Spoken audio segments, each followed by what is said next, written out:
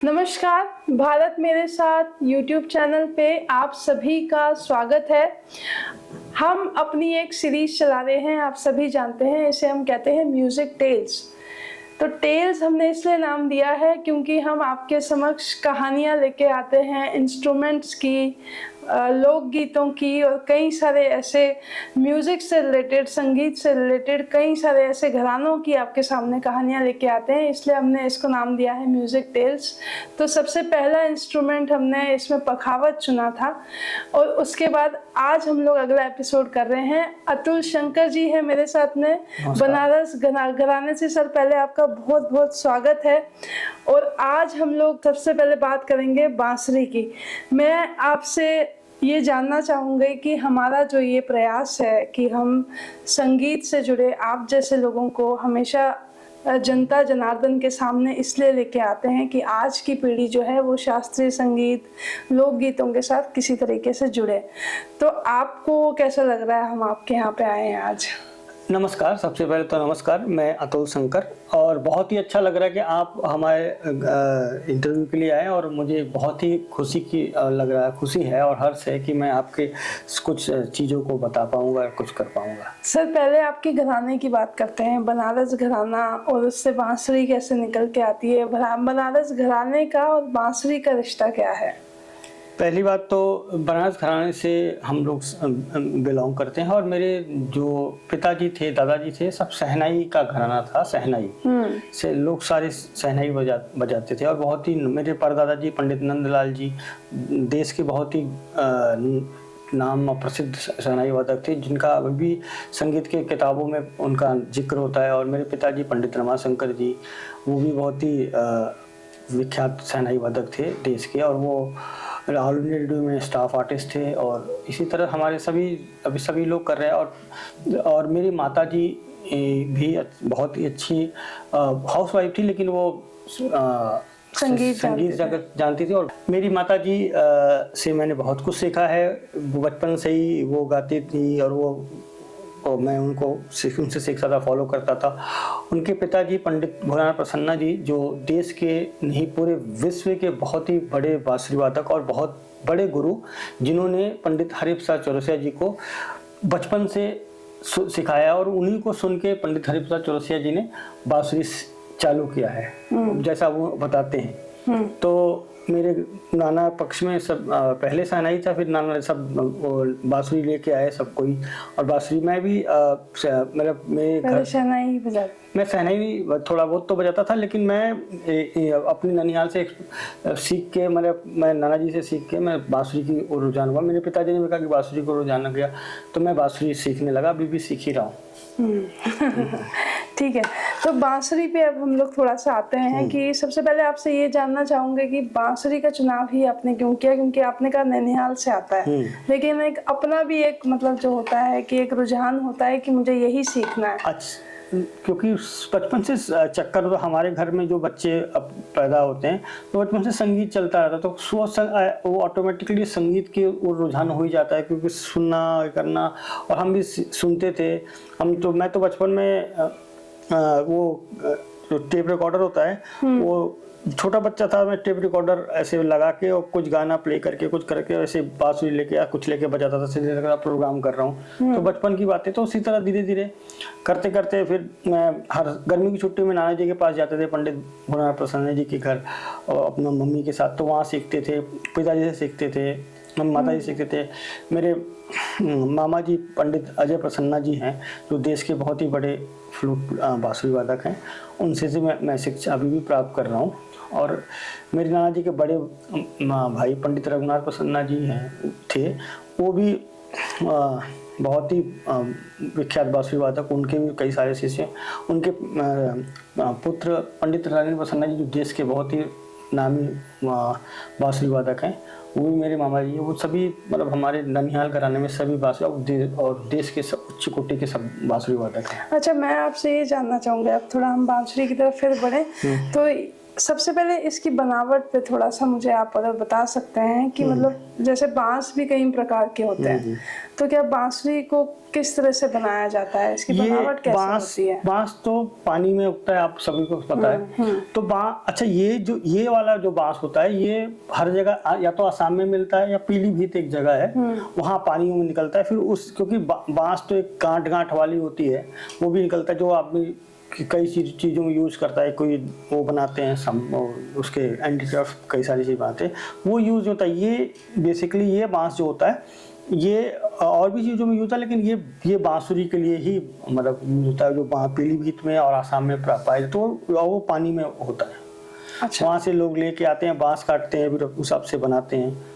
तो बांसुरी वहाँ से तो सरगम मतलब इसमें अगर सरगम हम देखना चाहे, जैसे हम हारमोनियम में तो सरगम बजा लेते हैं, तो बांसुरी की सरगम अगर आप समझा जैसे सके। कि बांसुरी की सरगम ये जैसे ये इंडियन स्टाइल में, क्योंकि कर्नाटक में भी बांसुरी है, तो उनका अलग साउथ इंडिया का अलग होता है। कर्नाटक साउथ इंडिया का अलग सारेगामा होता है, मतलब होता है साम, लेकिन बजाने का तरीका अलग होता है। वेस्टर्न में भी दो में बांसुरी होता है, उनका फ्लूट मेटल तो अगर मुझे आप तीनों थोड़ा बजा के दिखाएं कि ये भारत का क्या है, भारत के दक्षिण प्रांत का क्या है, और वेस्टर्न क्या है। इसी बांसुरी से मैं जैसे कर रहा हूँ, तो ये अपने नॉर्थ इंडियन का 3 अगर छेद ऊपर बंद किया, 3 नीचे खोल दिया, सा हो गया। और ये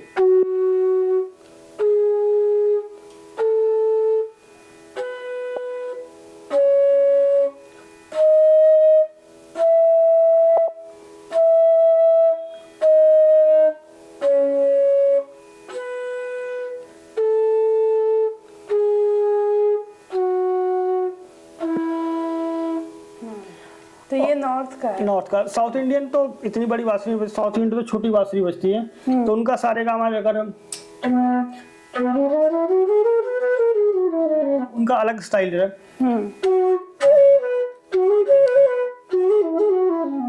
उनका अलग स्टाइल होता है। कोरिया में अलग बांसुरी पाया जाता है। सबका बांसुरी का बजाने का मतलब हर जगह बांसुरी तो हर जगह मिलता है।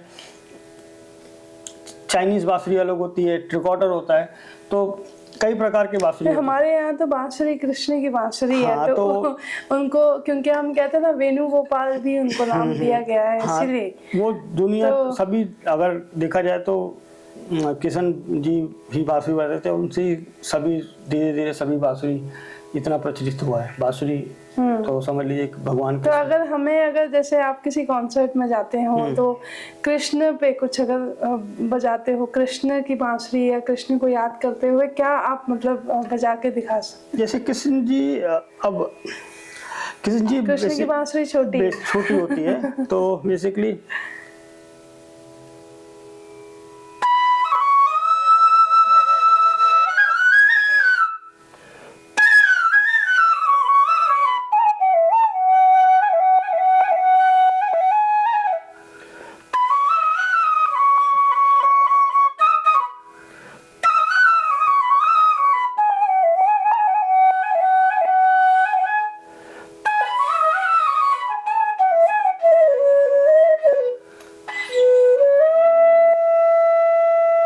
ये कृष्ण भगवान जब गालों को चलाने जाते थे तो इस तरह से बजाते थे, फिर गोपियाँ और जो भी होती थी उन ये बांसुरी सुन के आ जाती थी।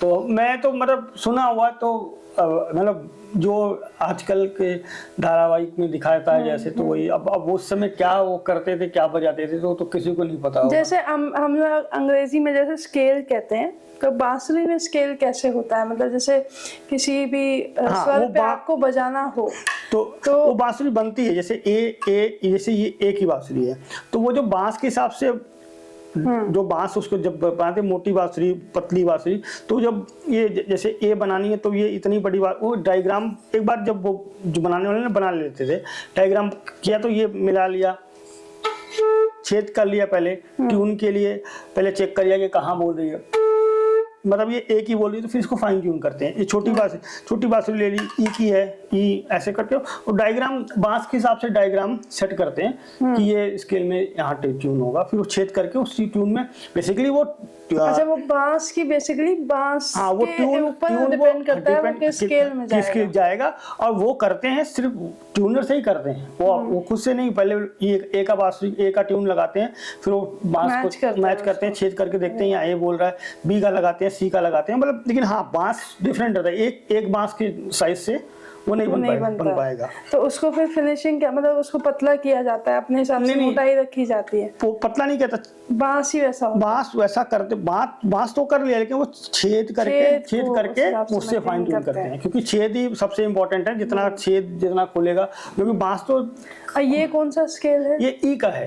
ई का है। ई। अच्छा। तो हायर स्केल में जाते जाते आवाज, जैसे हारमोनियम हम बजाते हैं तो आवाज लो जाते हैं तो आवाज मोटी हो जाती है, और जाते जाते ऊपर पतली हो जाती है। तो उसी तरह बांसुरी भी मोटा, जैसे जितनी मोटी बांसुरी उतना बेस होगा। और ऑक्टिव के हिसाब से, जैसे ये होगा तो मिडिल ऑक्टिव भी होता है। जैसे ई मैंने ए ले लिया, ए का बांसुरी, ये मिडिल ऑक्टिव है, और बहुत बेस बनाना है तो बहुत मोटी हो जाएगी वो, तो वो भी ए का होगा। तो बांस के हिसाब से ऑक्टिव जो डिसाइड करते हैं, बांस की मोटाई और पतलाई और वो लंबाई से करते हैं। जैसे ए की बांसुरी, ये भी ये छोटा है, ये ए का हाई टिप का बांसुरी है।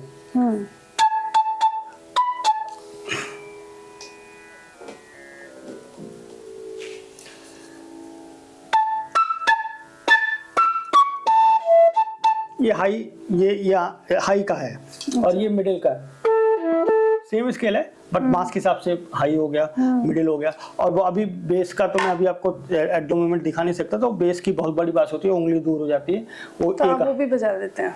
हाँ, बजाना पड़ता है तो बजा ही देते हैं वो, क्योंकि बेसिकली रिकॉर्डिंग्स में और बैकग्राउंड म्यूजिक बजा रहे हैं, वहाँ यूज है। बेसिकली क्लासिकल बजाने के लिए सभी लोग ई की बांसुरी प्रयोग करते हैं। अच्छा, क्लासिकल के लिए ई ही, मतलब शास्त्रीय संगीत अगर बजाना हो तो ई बजाओ, तबला और रिकॉर्डिंग्स सॉन्ग्स के साथ और वो करते हैं, जैसे कि बजाते हैं। तो फिर डिफरेंट स्केल है वो, तो बांसुरी हर बांसुरी वादक को हर स्केल का सेट रखना पड़ता है। और वो कभी कभी ट्रांसपोज करके भी बजाते हैं, और कई सारी चीजें हैं वो बांसुरी वादक जो बजाते हैं उनको पता है कि कैसे ट्रांसपोज करें कौन। अच्छा, प्राचीन समय, क्योंकि हमने कृष्ण की बात करी, तो वो तो प्राचीन समय था कि उस समय से बांसुरी चलती। उस समय से अभी तक कितने बदलाव बांसुरी में आपने देखे हैं? जब आप भी पहले से ही बजा रहे हैं 5 साल की उम्र से, लेकिन मैं कह रहा हूँ ऐतिहासिक जो एक बांसुरी बजाने का तरीका था, अभी में क्या बदलाव है? पहले मैं तो उतना भी बहुत ही छोटा हूँ, मैं हो सकता है मैं गलती क्षमा हो, मैं अपनी मतलब अपना ओपिनियन ही बता सकता हूँ, और हो सकता है ये मैं गलत भी हूँ। मैं ये नहीं कह सकता कि मैं 101% सही हूँ, क्योंकि पहले क्या होता था, बहुत सारी चेंजेस आए हैं। पहले बांसुरी गायकी अंक पे बजता था, जैसे पंडित पन्नालाल घोष जी बांसुरी के उस समय आए थे। पंडित पन्नालाल घोष जी सिर्फ गायकी अंग बजाते थे। फिर धीरे धीरे मेरे पंडित मदीना जी, पंडित गुलाब प्रसन्ना जी और पंडित रघुनाथ प्रसन्ना जी, वो लोग भी गायकी अंग बजाते थे, जैसे बनारस अंग गायकी अंग।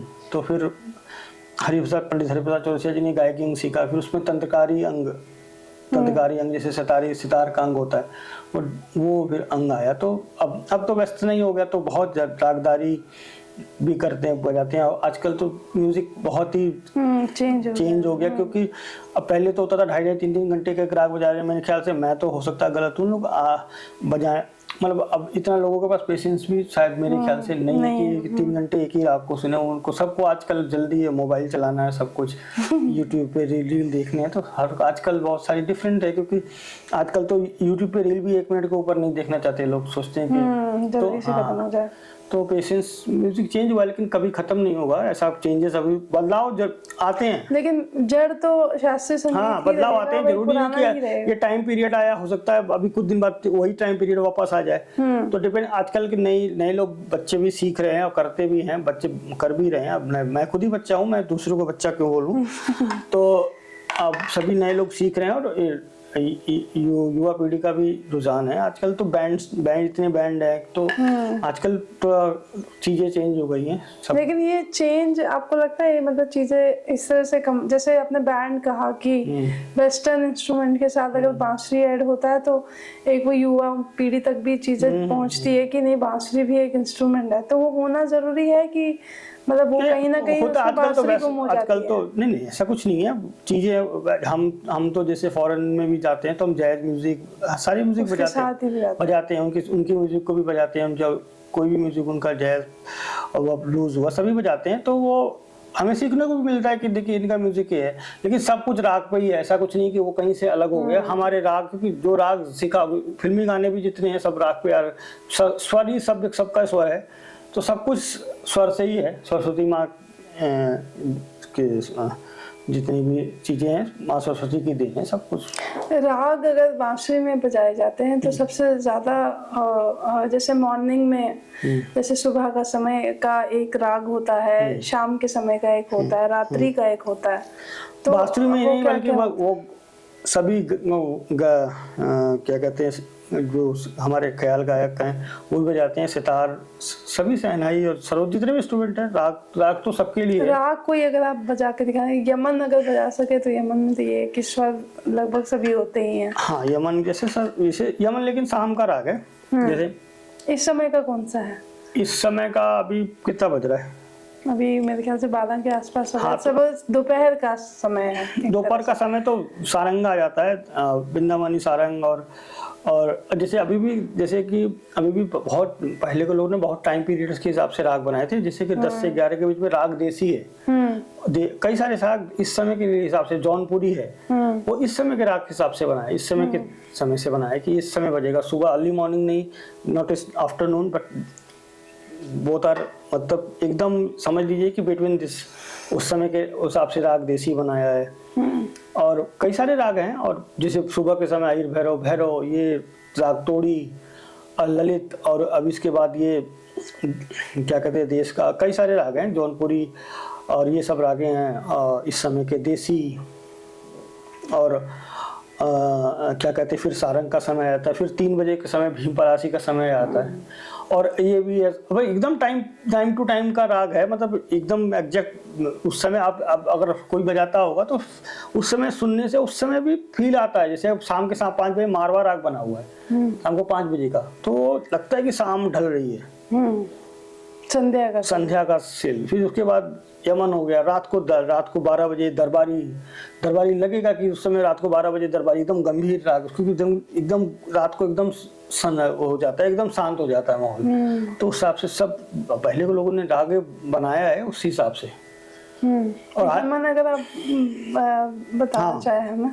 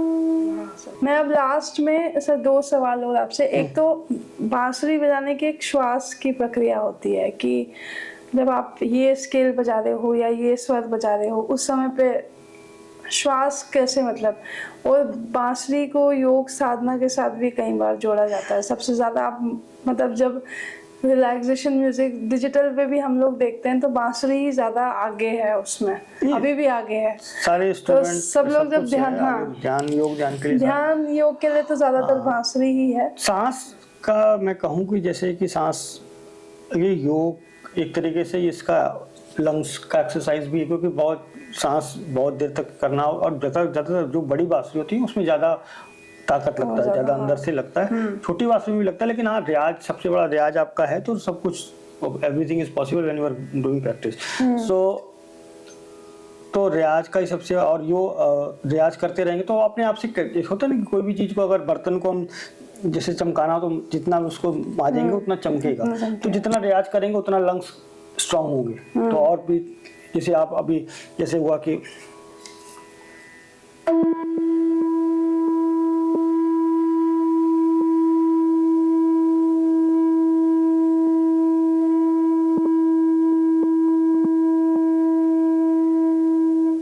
ऐसे मैं और कर सकता हूँ, लेकिन आधी रिकॉर्डिंग चली जाएगी इसमें। तो ये जैसे एक्सरसाइज है, तो ये आप कितने देर तक स्टे कर पाते हैं एक साथ, मतलब वैसे भी आप तो 7 बजा रहे हो तो कितने देर स्टे कर रहे हैं, तो अब इसका एक भी प्रैक्टिस होता है कि इससे आपका लंग्स भी मजबूत होते हैं, और मतलब कि आपका रियाज भी होता है कि आप लंबे टाइम तक सांस को सा बजा रहे हैं, कोई नोट बजा रहे हैं, तो एक्सरसाइज और प्रैक्टिस होता है, और आगे भी काम देते कि सांस जल्दी टूटता नहीं।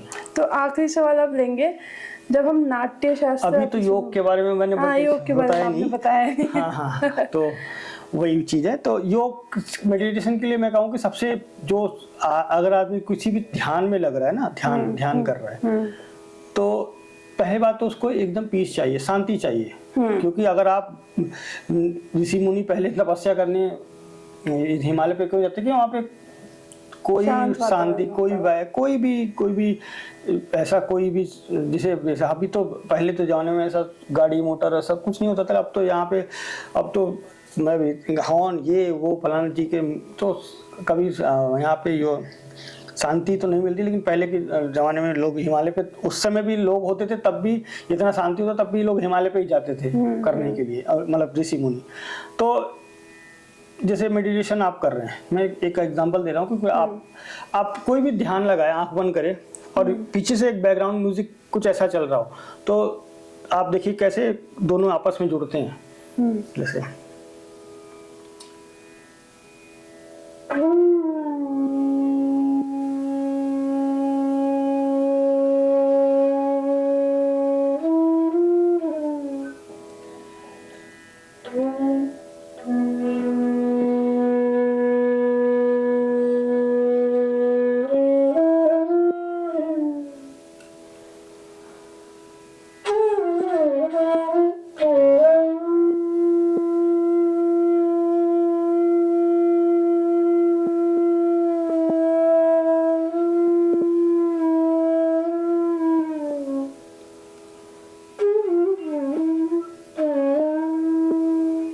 तो ये बहुत लंबा चलेगा। लेकिन जब अभी ऐसे पीछे से कोई भी मेडिटेशन कर रहा है तो कोई भी रिकॉर्ड लगाता है, तो हम तो रिकॉर्ड भी करते हैं मेडिटेशन के, कई ऐसे बहुत आश्रम के लिए, बहुत सारी चीज़ों के लिए हम फ्लूट रिकॉर्ड करके भी करते हैं। तो कि सिर्फ वो ध्यान करने के लिए कोई ऐसा पीस बन जाए और कि वो आधे घंटे चले, तो लोग पीछे से ध्यान करें तो वो म्यूजिक चलता रहे, तो जितना ज़्यादा पीसफुल चलता है। हाँ, लेकिन चलता सिर्फ आलाप है कि बहुत ये तबले के साथ ये त्यांत है, ऐसा कुछ नहीं, सिर्फ हाँ मेडिटेशन के हिसाब से आलाप पे ही करते हैं। अच्छा, पुराने के समय में जब हम नाट्य शास्त्र या ऐसा चीजें पढ़ते हैं, उसमें ये था कि प्रदर्शन के लिए, जब मतलब थिएटर होता था, नाट्य शास्त्र नाटक होते थे, तो उसमें प्रदर्शन के लिए भी सबसे ज्यादा बांसुरी का प्रयोग ही किया जाता था। तो अभी का समय कैसा है मंचों का, कि क्या अभी भी कहीं पे अगर ये चीजें होती है, कुछ थिएटर परफॉर्मेंसेस होती है, क्या अभी भी ओरिजिनल इंस्ट्रूमेंट्स होते हैं? हाँ, बनारस में तो खास तौर से होते ही होंगे। नहीं, सारी जगह होते हैं थिएटर। एक्चुअली का थिएटर, अब आप थिएटर के बारे में बात करें, थिएटर म्यूजिक में ना, हमारा ये दिल्ली में NSD भी है, थिएटर म्यूजिक के लिए रिकॉर्डेड म्यूजिक नहीं चलाते वो लोग, पीछे से बैकग्राउंड म्यूजिक के लिए लाइव म्यूजिशियंस रखते हैं। तो लाइव म्यूजिक जैसे कि आप, तो उसमें आपके लिए कैसे मतलब चैलेंज, हमने तो जैसे सीन चेंज होता है, आप कैसे तैयार करते हैं उसको? एक मैं आपको इसे बता दे रहा हूँ, जैसे एक दुख का सीन चल रहा है, तो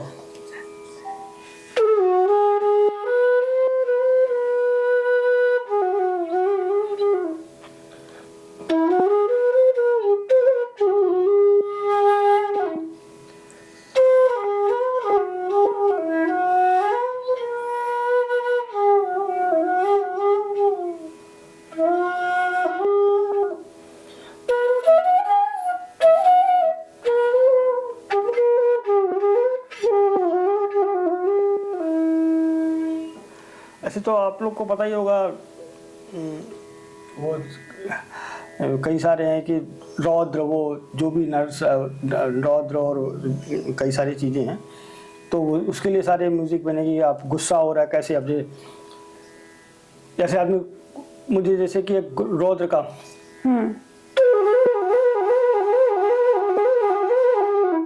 नाटक में भी अभी भी होता, और जैसे खुशी हो गया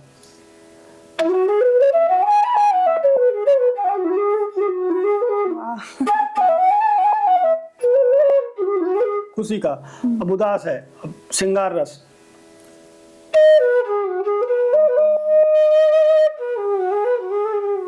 वो ये मतलब नायिका अपने जैसे प्रेमी के लिए, पति के लिए तैयार हो रही है, तो श्रृंगार खुशी हो रहा है, उसको भी तैयार हो रही है।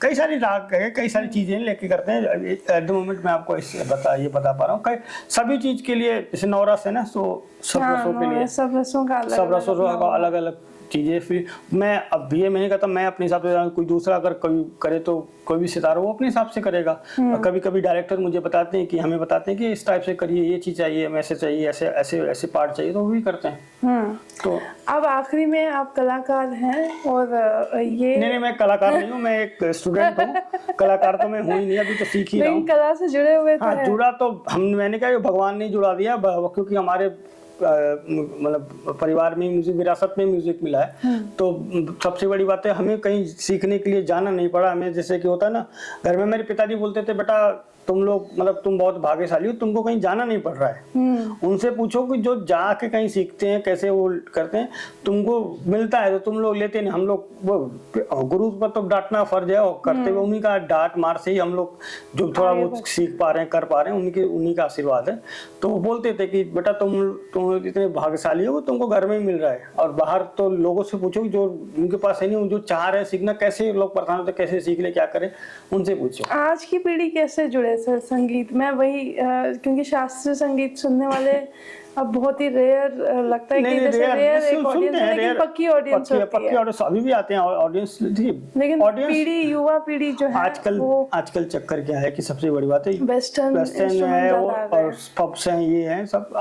पब्लिक आजकल एंजॉयमेंट करना चाहती है, सब कुछ है, लेकिन ये क्लासिकल कभी भी खत्म नहीं होगा, कभी भी ऐसा खत्म तो मैं बोल नहीं सकता, मतलब कम भी नहीं हो सकता, चलता है जहाँ भी। अभी आज भी कई सारे पूरे इंडिया में और हर बाहर भी, हम बाहर भी शोज करने जाते हैं क्लासिकल के लिए, क्लासिकल शोज करते हैं। और इंडिया में भी हर सारे कई महोत्सव, हमेशा क्लासिकल का शो चलता रहता है। सबका अपना अपना जॉनर, और कहते हैं ना पब्लिक और जॉनर, सबका अपना अपना बना हुआ होता है। तो कभी कभी तो ऐसा होता है कि हम जैसे बैंड में जा रहे हैं, बैंड में बजा रहे हैं, और पब्लिक आई है, कभी कभी हम राग को लेके फ्यूजन बजाते हैं तो पब्लिक खुश हो जाती है। होता राग ही है, कोई बंदिश। अब जैसे हमने बंदिश ले लिया,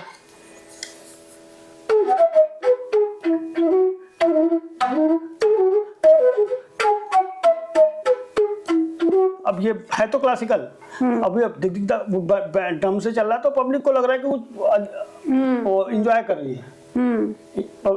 म्यूजिक आप दूसरों को, मतलब म्यूजिक चीज ही ऐसी कि आप सामने वाले को अच्छा फील करा सको, तभी तो म्यूजिक। बस म्यूजिक एक क्या कहते हैं, मैं फील करने की चीज है ना। जैसे अब हम कोई भी चीज़, हम सामान तो नहीं है कि जैसे कि सब्जी है कि हम वो दे रहे हैं सामने, वो म्यूजिक तो फिर सामने हम बजा रहे हैं, आप फील कर रहे हो बस, और कुछ ये सब। तो आप कितना अच्छा फील करा सकते हो, तो बस वही डिपेंड करे सामने वाला। हम जैसे बड़े बड़े कलाकार वो इतना अच्छा बजाते तो उसमें डूबते हैं, तो हम सामने सुन रहे कि ऐसा भी होता है। तो जितना अच्छा कलाकार, तो युवा पीढ़ियों को आप क्या संदेश देंगे? खासतौर से मैं तो खुद ही युवा हूं, छोटे बच्चे, आप खुद भी युवा है, लेकिन फिर भी आप क्योंकि जुड़े हुए नहीं, मैं ये कह रहा हूँ कि ये युवा पीढ़ी में शास्त्रीय संगीत इतना बृहद है, बड़ा है, और इतना पुराना है, सब कुछ है, और लोग जुड़ रहे हैं। मेरे कहने से क्या, लोग सुनते हैं, सभी करते हैं, और उनसे जो भी बच्चे अपने माता पिता, कलकत्ता में देख लीजिए, कलकत्ता में हर घर में एक तानपुरा तबला मिलना है। शुरू में संगीत तो सभी डालते हैं, संगीत हर जगह डालते हैं, तो हर माँ बाप डांसेस, दिल्ली में डांस क्लास है सब जगह, तो सब लोग करते हैं, ऐसा करते हैं। बस ये है कि आजकल सोशल मीडिया का जमाना है, तो सोशल मीडिया में लोग अपने वीडियो डालते हैं, सब कुछ डालते हैं, तो चलता है। मैं भी अपने बेटे को थोड़ा बहुत बांसुरी वो भी सीख रहा है, अब उसने शुरू किया तो वो भी कर रहे, तो हाँ सभी करते हैं कि नहीं, हमें तो लगता है कि नहीं विरासत है तो चल आगे जाके वो क्या करे क्या बने, लेकिन म्यूजिक तो थोड़ा बहुत आना ही चाहिए उसको। मतलब वो राज कपूर कहते थे ना कि एक इंस्ट्रूमेंट सबको आना ही चाहिए, कोई ना कोई इंस्ट्रूमेंट जो है वो सबको आना वो चाहिए। तो है ही है। तो इसी के साथ हम लोग इस एपिसोड का अंत करते हैं, और आपका सर बहुत बहुत आभार कि आपने इतना समय दिया, और म्यूजिशियन से समय लेना और उनका देना भी बड़ा, मतलब हमारे लिए भी चैलेंज होता है कि ये लोग हमारे लिए टाइम निकाले। तो हम आने वाले समिट में भी आपको जरूर याद करेंगे, आप हमारे साथ जुड़े रहिएगा। तो बहुत बहुत धन्यवाद। देखते रहिए भारत मेरे साथ की म्यूजिक टेल सीरीज, और अन्य सीरीज के लिए भी हमारे चैनल को जरूर सब्सक्राइब करिए। बहुत बहुत धन्यवाद।